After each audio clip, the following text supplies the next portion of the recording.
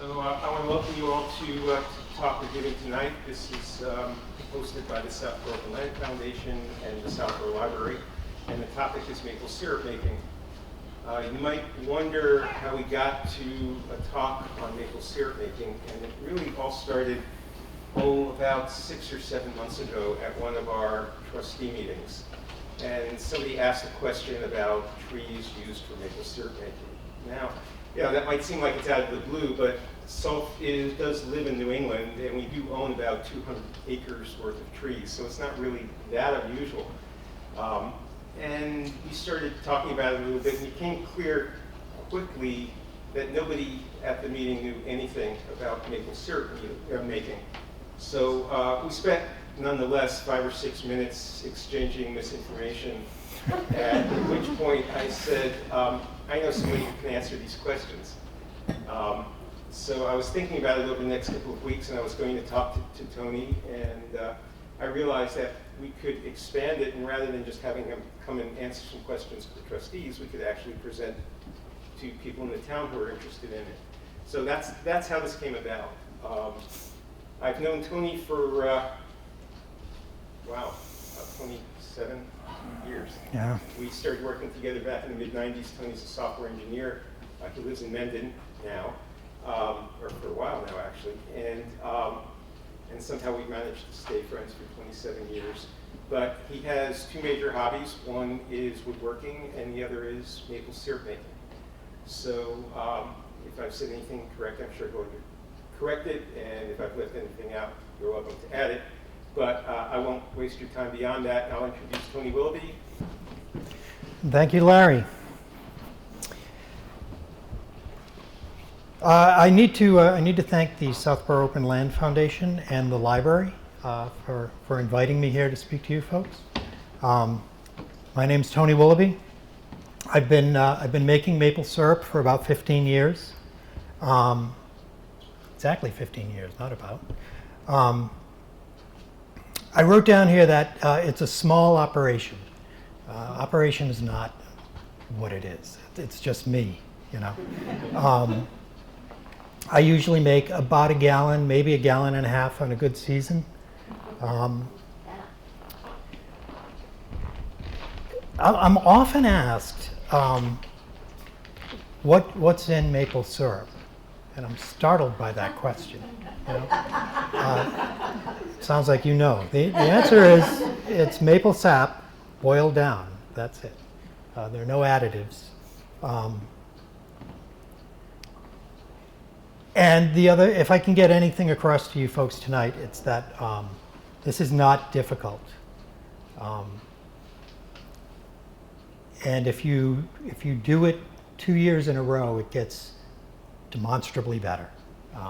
First year is a lot of anxiety and worry and concern that you're going to destroy a tree or hurt somebody, and none of that's true. It's a very forgiving hobby. You can get away with a lot. I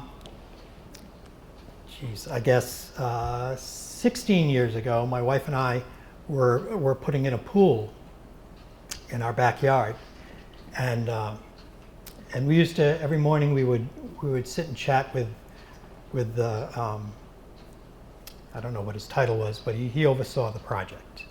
And one of the things they had to do was take out a couple of trees that were in the way. And he was, a little upset that one of the trees was a maple tree.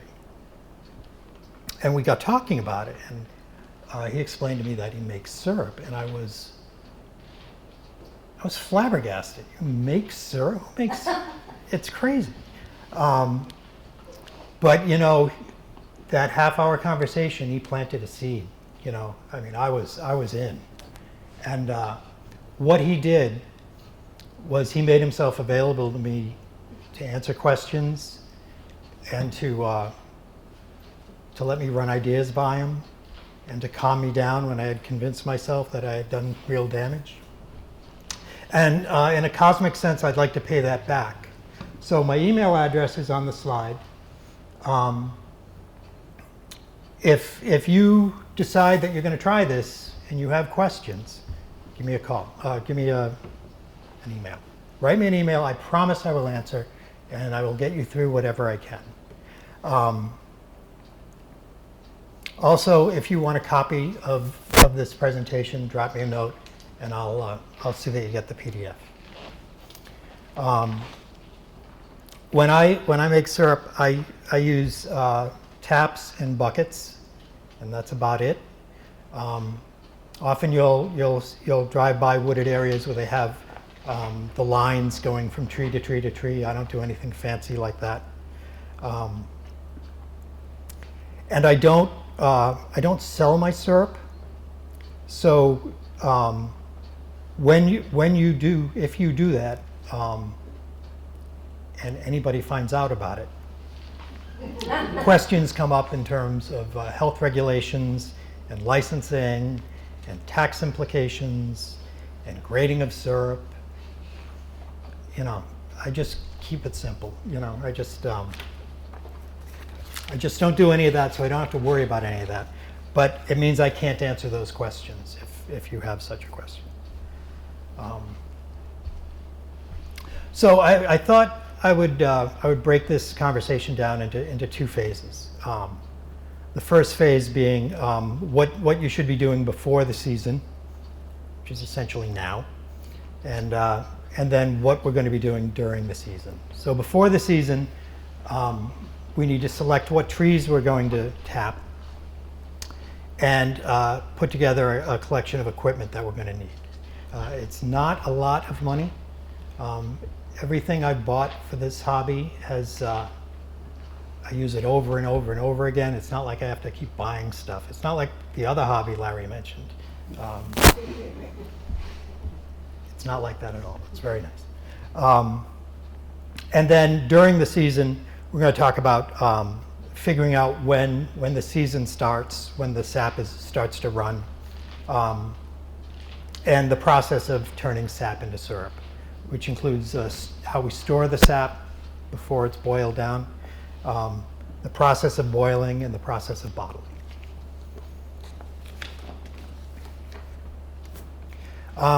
I've done extensive research in this hobby. I read a book.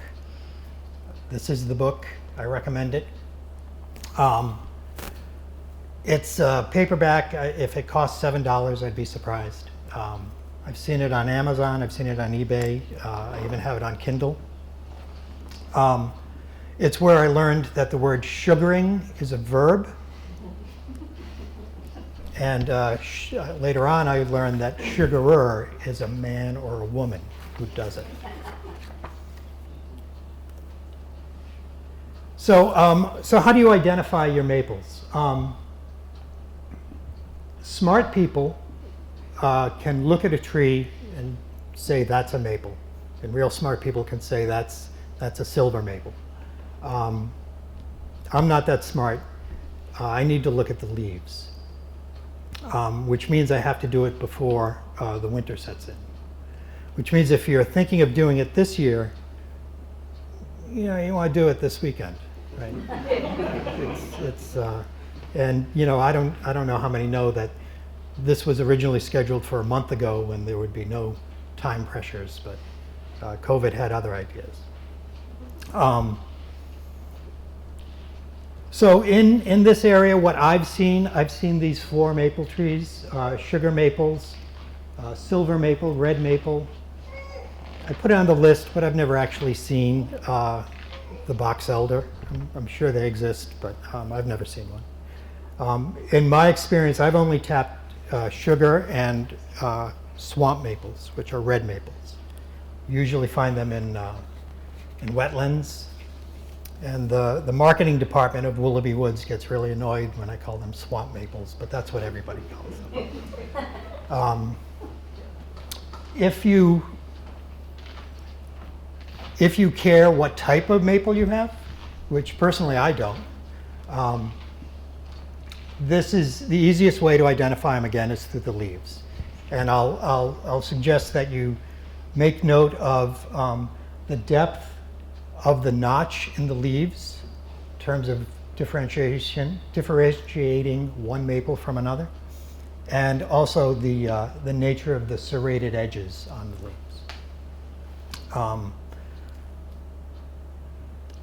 like I said, for the most part, it's what you probably have access to are sugar maples or swamp maples. If you have sugar maples, you lead a good life. I don't. I have swamp maples. Sugar maples, the ratio of water to sugar is 40-1, which means if you wanted to make a gallon of syrup, you would have to boil 40 gallons of sap. My trees are 70-1, so I have to boil nearly twice as much as sugar maple people. In terms of determining one from another, it really doesn't matter because you're going to tap what you have access to, right? You're going to tap whatever trees are on your property or whatever trees your neighbor lets you tap. We'll go into that in a little bit too as well. Who is that child? That's my granddaughter. If you want to interrupt by telling me how beautiful she is, that's okay. So you've identified your maples. Which ones of them should you tap? There are a couple of things to keep in mind. For the most part, you can tap almost all of them. Right? You want to avoid trees that are small. If the diameter is 10 inches or less, you really shouldn't tap it. Keep in mind that you start tapping in the late winter, and there's often snow on the ground. So if you have the perfect tree that you have to scale a hill to get up to, consider if you can do that in the snow. And if you can't do that, you probably want to find another set of trees. If you don't own them, get permission. Behind our house, there's lots of woods, tons of woods, lots of maples. And you go about 40 yards back and you come across a stone wall, which is our property line. And there are some good maples there, and I'm happy with them. But the good ones are behind that wall. So when I started doing this, I got in touch with the owner of that property. It's undeveloped, it's just woods. And he was thrilled to have me tap his trees. And every year he gets the first couple of bottles for rent. And 5-6 years ago, I learned that the property had been sold. And I learned it during the season, and I'm busy during the season. So I thought, well, you know what? I'll track the new owner down after the season. I'll bribe him with some syrup, and I'll get his permission to tap. I came home one day, and all of the taps had been removed from the trees behind there because I had tapped it not knowing it wasn't the previous owners. He removed all the taps and he piled them up on that stone wall borderline, right? And all of the jugs that I use to hang on the maps, on the taps, those were kind of tossed over the wall. So I got the impression that he wasn't too happy with me tapping his trees. And I actually I went to his house after the season was over to apologize and to see if I could straighten it out. And his wife said he wouldn't come to the door. So the lesson learned for me is if I'd done it the right way, I might have still been tapping those trees. Right? So I've learned a lesson there. And I've been scrambling since, to try to replace those trees because it was well over half the trees that I tapped year after year. Back to selecting your trees. When you finally pick your trees that you want to tap, for me anyway, if I pick them in late October and then go back to tap them in February or March, I'm not going to remember which ones they are. So if they're deep in the woods, if they're not visible from the street, I'll use a caution tape. I'll just tie it around the tree. And after I've tapped it a couple of years, you can spot the old tap holes, so it's easy. If it's closer to the street and I don't want to look ridiculous by putting caution tape on trees, I'll use spray paint on the backside and just make a dot so I can find it in the spring. More things you need to have on hand. You're going to need plastic buckets, food grade buckets. Usually get them in 5 or 6 gallon sizes. You want them with lids. You're going to use these for walking out to the tree and collecting the sap. Pour the bucket into pour the jug that's hanging on your tap into the bucket and just carry the bucket back. Also, we use it for storage.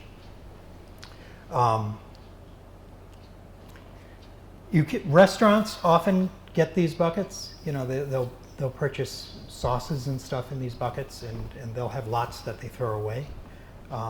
If you're comfortable approaching restaurant owners, they're probably willing to help you out. If you're shy like me and don't want to approach people you don't know and ask for things, you can go to the hardware store. In the paint section, they often have them. Just make sure they're labeled food grade.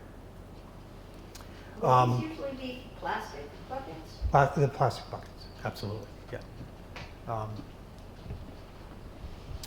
You're going to need bottles. And what I do is I bottle in both bottles for sap that I give away, and for the stuff that we keep for ourselves, I use canning jars because they're easier to clean and they're cheap. Start collecting now. Start collecting jugs, milk jugs, juice jugs. I think that's a juicy juice jug. You're going to need one for each tap you have, plus a couple more because things always go wrong. I will take a razor knife and cut an X near the top there and just shove that right on the tap. And the tap has a little ledge on it. Just hook it over the ledge and it'll stay through most weather, right? And doing this stuff, doing this pre-season stuff now means there's a lot less stress when the sap is running, right? Because you've got other things to do then. I've had more than one year where I realized I didn't have enough jugs, frantically getting in touch with neighbors, just this whole thing is supposed to be fun. Right? You're going to need taps. In terms of how many you need, you can do it the lazy way that I did, which is I bought a box like this big, like a big shoe box, full of taps from eBay. I bought them used on eBay. I've never had to buy more since. But if if that seems like too big an investment, I don't know how many trees you're planning on tapping. People get away with tapping 2 or 3 trees a year if they're sugar maples. Think about the trees that you've selected for tapping, and based on their size, you can figure out how many taps you're going to need. So if the tree is less than 18 inches, you're going to use one tap. And if it's less than 28 inches, you're going to use 2. The really big ones, I'll put 3 in. Those are usually sugar maples. They tend to be bigger physically. I never go above 3. People do it, but I don't know. It seems to me there's no reason to stress a tree that's 100 years old. So anyway, keep these numbers in mind when you're deciding how many taps you need, and when you're and in a few minutes when we talk about how to tap a tree, that'll play into it as well. And finally, the season begins.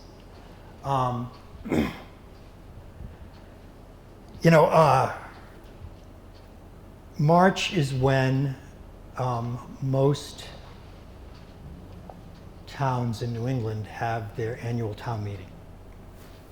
It's also the rainy season in New England. So the old timers used to refer to the mud, maple, and meetin season. And when I started this, pretty much regularly, the middle of March, third week of March, I would start tapping. But it's not like that anymore. Global warming is causing the season to start earlier and end earlier. I usually tap these days in the last 2 weeks of February instead of the middle of March. And there have been a couple of years where I've tapped the end of January. The season lasts about 4 to 6 weeks. You never know. You learn a lot of patience with this hobby because the season has never ended when I haven't gone, one more week. It would be great if I just had one more week. So, how do you know when the sap is actually running? What you're going to do is you're going to start paying attention to the weather. When you start having evenings that are below freezing, like during the winter, but during the day the temperature starts to go above freezing. That's when the sap is going to start to flow. You want to wait till you get 2 or 3 days like that in a row, and then I usually will tap several trees, see what it looks like, and then if that's flowing, then I'll start doing all of them. You know, it's the weather, so it changes. If you decide the sap is running and you start tapping and it turns out it's not, wait a couple of days. You know, the weather will catch up. And it goes the other way too. You may be in the middle of a great season and it may just stop. Usually a cold snap, right? A cold snap will just stop the flow of sap. But you can wait it out. So, you know, the rule is freezing nights, thawing days, but nothing's cast in stone. Right?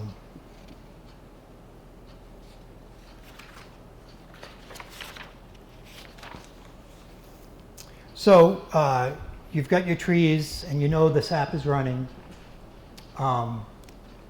It's time to tap. It's time to install the taps.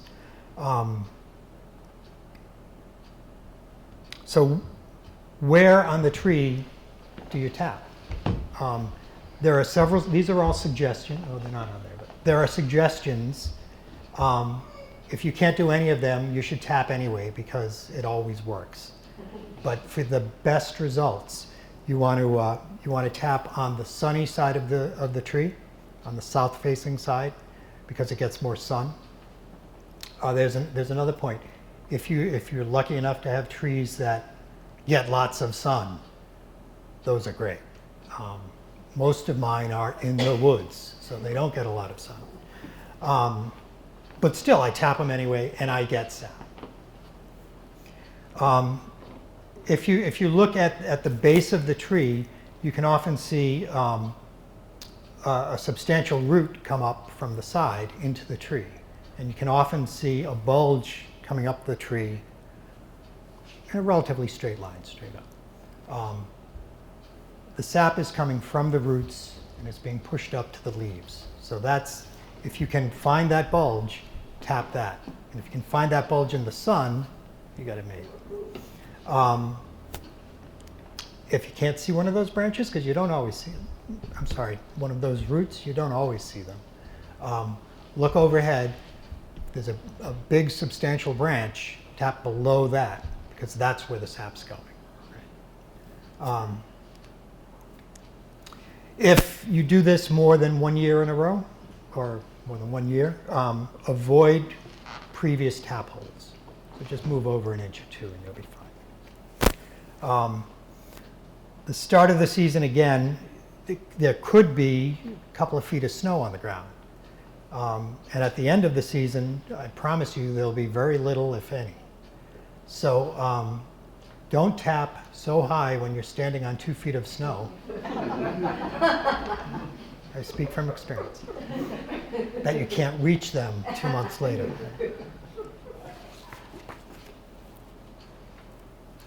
So now you're collecting sap, and how are you going to tap it physically? You're going to get an electric drill, a battery-operated drill, with a 7/16 bit. But if you used a 1/2-inch bit, I don't think the tree would notice. And you're going to drill a hole where we decided it's going to be 1.5 inches deep. I usually wrap masking tape around the bit to mark that 1.5 inches, so I don't have to worry about it. Measure that 1.5 inches deep from the tree trunk, which on swamp maples is easy, but sugar maples often have thick, gnarly bark around them, and you don't want that to be part of the measurement, right? So you can even break off a bit of the bark to kind of get down to real wood and drill there. Drill in a slight uphill angle. You can see me doing that there, because you want the sap to flow down. And clean out the sawdust. Either blow into the hole to get rid of the sawdust, or pull the drill out while it's still running. It'll help draw out some of that sawdust. Put the tap in and give it a very light tap.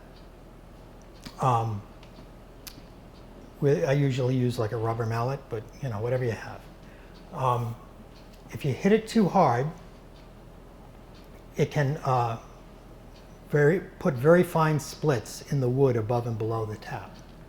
And you'll come back the next day and the tree will be soaking wet because all of your sap is not coming through your tap, but coming through that crack that you just put in the tree. It does no damage except to your attitude. And the other thing I suggest you doing, and people look at me like I'm crazy, but taste it. If it's a swamp maple, a red maple, it looks like water, it tastes like water. If it's a sugar maple, it looks like water, but it's got a very light, sweet taste to it. I do it once a year. I don't do it like every time I go out, but it's interesting. I find it interesting.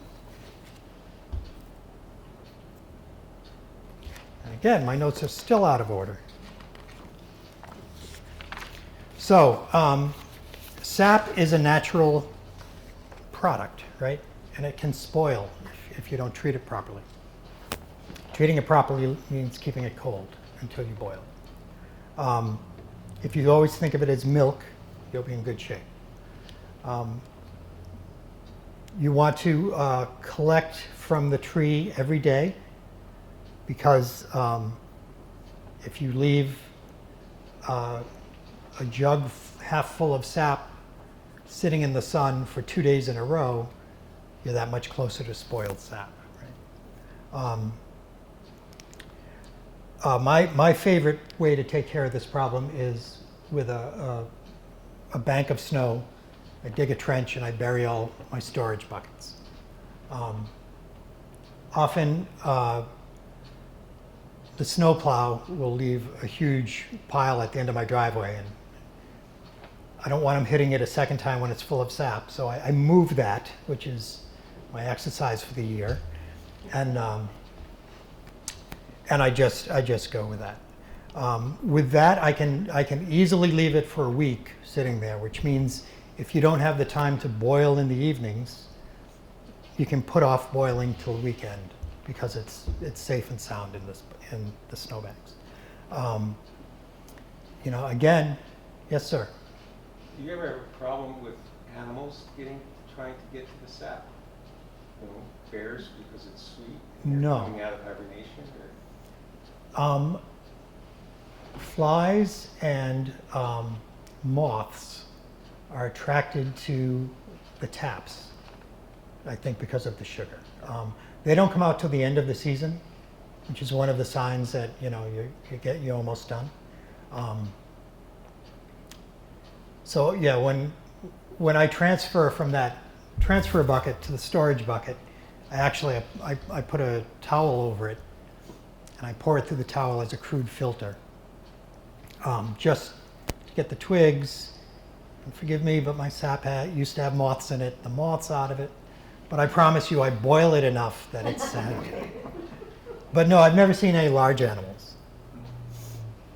But again, given the changes in our world, more often than not now, I don't have snow. You don't have what? I don't have snow to do this process, right? It's it means you have to get creative, right? You either boil more often, or you come up with some other alternative. My garage back wall against the concrete stays pretty cool. I can kind of get away with that. If it's earlier in the season and I don't have a lot, we have a spare refrigerator in the basement. I can put a couple of 5-gallon buckets in there. But it's a real problem.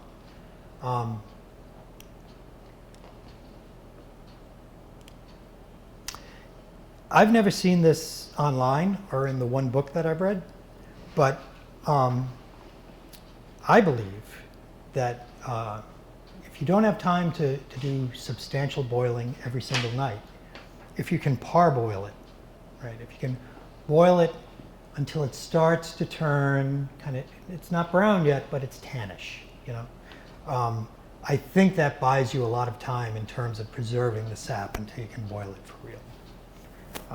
Season over. There are several signs that the season is over, and it's often abrupt.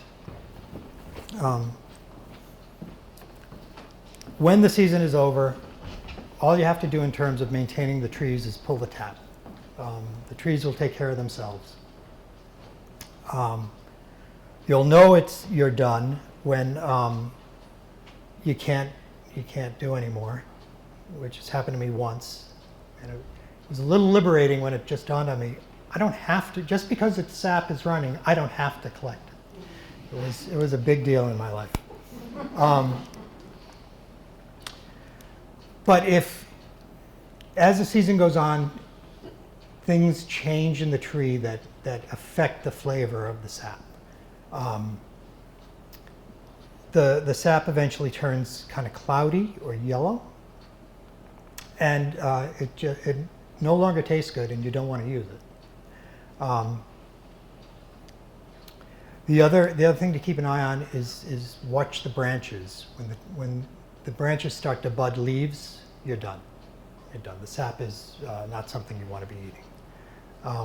They call it buddy. If you want to sound like an old-time New England sugarer, call it buddy. Tastes buddy. But more often than not, it just stops. It just stops. And it stops abruptly, and it's heartbreaking. And it's usually, if you go back and if you're still watching the weather, it's because it's no longer going below freezing at night. You can try, if you think, on Monday it stopped, geez, Wednesday they're forecasting another cold spell. You can try to wait it out. Might work, might not. So the other section that I broke this discussion into was boiling. And I don't want to leave you with the impression that you do collecting and then you do boiling. You're doing both at once, right? If you're boiling just on the weekends or every evening or whatever, you're doing both at the same time. And then at the end of that, when you're no longer collecting, you probably still have boiling to do. So things to think about when you're deciding how you're going to boil.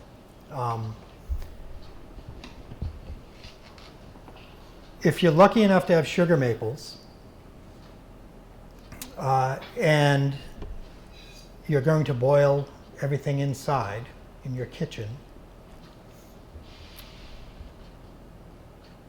and you want to make half a gallon of syrup, that's 20 gallons of water that you're boiling into your kitchen air. Right? That's 20 gallons that's going to condense on the windows and on the counters and on the cabinets and on your glasses, for those of you wearing glasses, which sounds annoying, but then you take into account that there's a little sugar in that, right? So it's sticky. So now everything in your house, trust me, I did it 1 year, and then I learned that you're probably better off doing it outside. There are people who do it inside. A guy I work with, he lives in Vermont in like a 200-year-old house, and he's got 150-year-old sugar maples. My brother's taking a nap over there. I'm sorry. And I think he runs like 4 taps, and he probably makes a gallon of syrup. And he boils inside on his wood stove, which is the same stove that he heats his house with. So his argument is, you know, the house is so dry that it's not a problem for him. And I think there probably is a line there somewhere where you're making enough that it's a problem. And your significant other will probably point it out.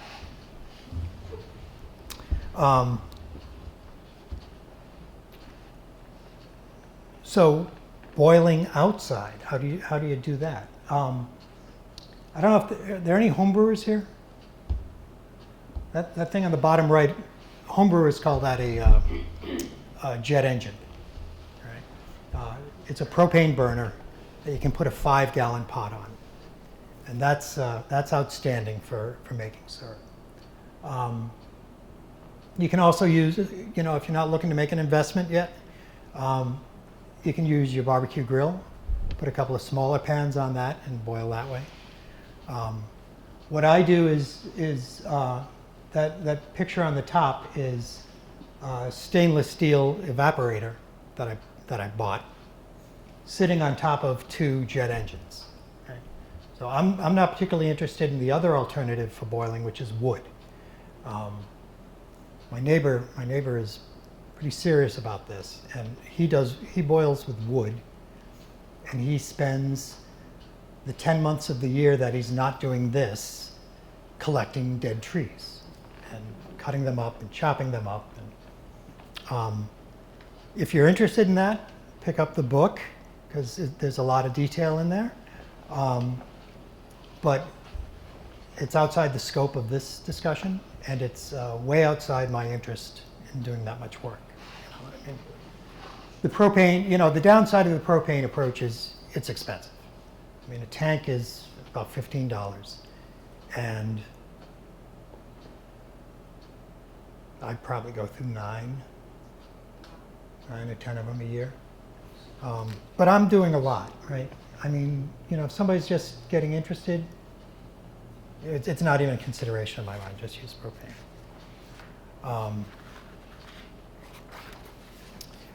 So while you're boiling, you should pay attention. Oh, please. This is the best slide in the deck. There we go. So I left the pot boiling while I went in to have dinner. And dinner was great. Conversation was good. I stayed a little longer than I should have, right? I came outside, and my sap was on fire. There were flames coming out of the inside of the evaporator. It was a mess to clean up. If I'm brutally honest with you, over the 15 years I've done this twice. And every time I swear I won't do it again, but I do. You know, you don't have to slavishly stand over it and watch it. But you need to be there periodically, you know, and I'll let you work out what that period is. But when I boil down the vast majority of the water, and it's time to it's time to bring it inside. I finished my boiling inside because I've got more control over the heat. The scary part of that is I've got the entire season worth of syrup in this one pot, right? If I screw it up, I've screwed up the entire season.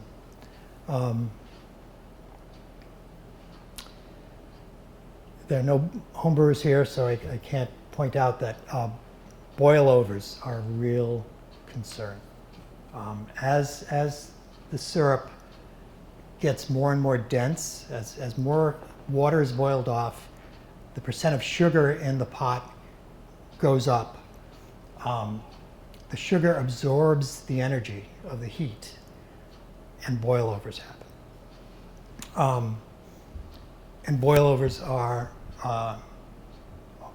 horrible in every aspect, right? I mean, you've ruined a batch of syrup. In my case, it boiled over on the stove, one of these glass top stoves, and then dripped down over the oven door and then onto the floor, right? And the sugar holds the heat for so long that it started to melt the glass top.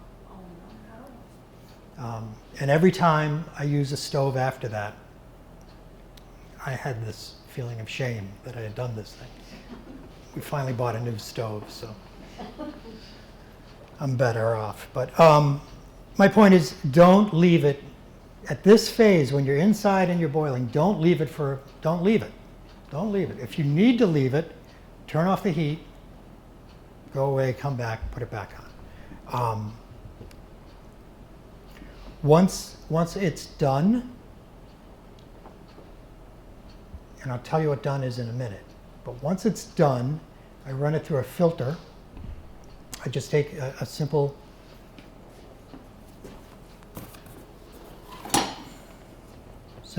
this is designed for maple syrup, right?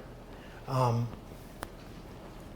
line a colander with it and I pour the sap through that, and it gets rid of the last of the crud, right? Then I bottle it and I'm happy, I'm done, right? Not so much. How do you know when it's done? There are books talk about 3 ways to determine when it's done. And I'm running a little long, so I'll speed this up. You can use a spatula. You dip the spatula in the pot, lift it up. If the syrup that's clinging to the spatula comes off in sheets, you're done. If it drips, you're not done. Boil more. You can use a candy thermometer. There's some magic here, so bear with me. First thing you do is you determine the boiling point of water in your house on that day, which isn't necessarily 212 degrees. Barometric pressure affects when water will boil. So find that number. For me, I'm going to say it was 214 degrees that water boils in my kitchen. You're going to boil the stuff on the syrup on the stove until it reaches that number, 214, plus the magic number 7. I don't know why, but that's what it is. So when it reaches, in this example, when it reaches 221 degrees, it's syrup. And the final way to do it is with a thermometer. I say candy thermometer because it goes well above 212. With a thermometer and a device called a hydrometer, which is shown in the picture there. It's a glass tube with a weight in the bottom, and the denser the liquid, the higher it floats. Homebrewers use this as well, although it has a different scale on it, so don't think you can use your cousin's homebrewing hydrometer. When it gets to the red line, it's syrup. The difficulty is that it's calibrated for a specific temperature. So you need to get that pot boiling at that temperature, and then transfer it into the little tube and measure it. Lots of people I know use it, and it works for everybody except me. None of those procedures work for me. This is what I do. It's patented. It's the Willoughby Woods interactive method, and it's simple, right? I boil until it looks done. Right? Basically the color, right? And then I'll stop boiling, and I'll put one bottle aside. I'll put sap in one bottle, put it aside. When it reaches room temperature, I'll put it in the fridge. Everything else goes back out where I've been keeping my raw sap cool, right? So I basically give up for the night. In the morning, open up that bottle in the fridge, taste it.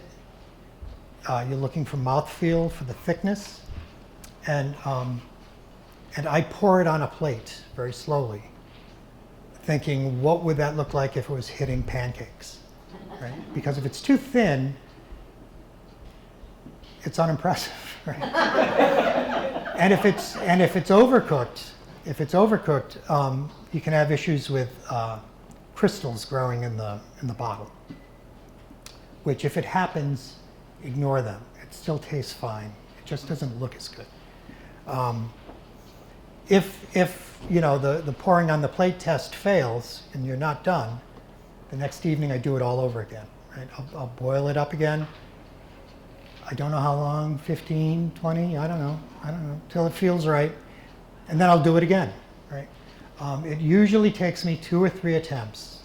So it's 2 or 3 days to actually get it right. But when I get it right, it's right. And it's not embarrassing to serve or to give to other people, which is a real motivator for me. I didn't realize that until I was talking about it. That's the way I do it. And it is a pain, but using those other methods with the devices and the calibration, and it never came out right. I've had people in my family send it back, and do it again, which is where I came up with this, right? I said, all right, I'll just boil it some more. So now I'm done. If I went long, I apologize. I'm not sure how late he's finished. Is it 8:30? Not 8. I don't know when this is over, so I'll be glad to take questions. Eileen. I have 3 questions. And can I answer them out of order? Anybody you want. Right. What is the purpose of your evaporator, and how's it sitting on top of the stove? And second, if you're boiling like every day, what do you do with what you boil? You need to put it someplace cool? Yeah. Or what do you do if it's warm out? Probably less critical that it's cool, but what I do is I throw it in one of those buckets in my snow bag. Just put it, okay. You know. And if there's no snow? Because I'm not, the odds are, after an evening's boil, none of it's ready to go inside yet, Okay. right? But So I'll be boiling the same bucket the next day. all right. You have to wait till it cools. It's because of plastic bucket. Depending how patient I am. And the last question is, Well, the second question, oh, no. Oh. that was- Oh. The first one was the evaporator, sorry. Okay. The first one was the evaporator. Yep. That's right, you didn't get to that one. Yep, I will. Do that one, and then I'll do the next one. How does it work? What is the purpose of it? And I can't actually see your, When you're boiling, surface area is key, right? The more surface area you have, the more is going to evaporate at the same time, right? So if you get, a long flat bed, that is probably this big. okay. So you're boiling more at once. So you're cooking in it? Yes. Oh, This okay. the large rectangle on the Yeah. bottom is full of sap. Okay. And did I talk about the top one? I find it interesting. The little top square Yeah? has cold sap in it. So I have a rolling boil in the bottom and cold sap in the top. And there's a valve there that you can adjust so it's just dripping into the evaporator. Oh, So you don't kill the boil. right? You know, if you come up with a bucket full of cold sap, it's done. And so it's just, it's an efficiency, right? I spend many hours outside watching this stuff. Whatever I can do to make it more efficient, the better. If you don't have something like this, and I'm not suggesting that somebody who's going to try it this week should go out and buy this, you know, a ladle, just ladle it in slowly, is the same effect, right? And the last question was, once you make it, do you have to store it in the fridge I do. when you're done? I don't know if I have to, Okay. but I do. Do you have to? Well, when I go to the store, it's on the shelf, right? But it's on the shelf until I open it, I don't know. yeah. Okay. I don't know. That's a good question. Yes, ma'am. This is a little bit of my personal problem. We're here for you. Okay. I went out a couple weeks ago and I identified some of my trees. and Excellent. We have 5 maples. Okay. Is that too little? No. Okay. No. If they're 5 sugar maples, there's no question. It's not too little. One is a sugar maple. The second part of this is a lot of the maples that we have are just far too tall. I can't tell like the leaves, so I mean I can tell it's a maple from looking up, but I don't know what type of maple it is. It honestly doesn't matter. Well, yeah, but they're all mixed in, so I can't be sure. Yeah.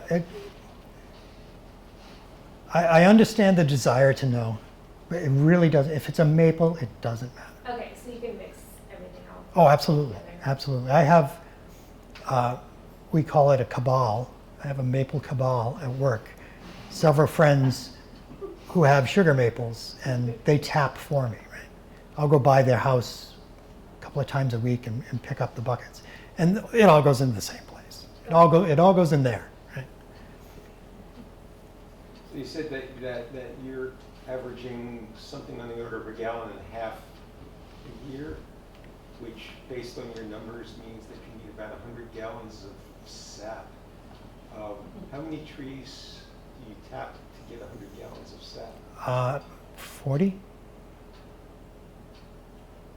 40, you know,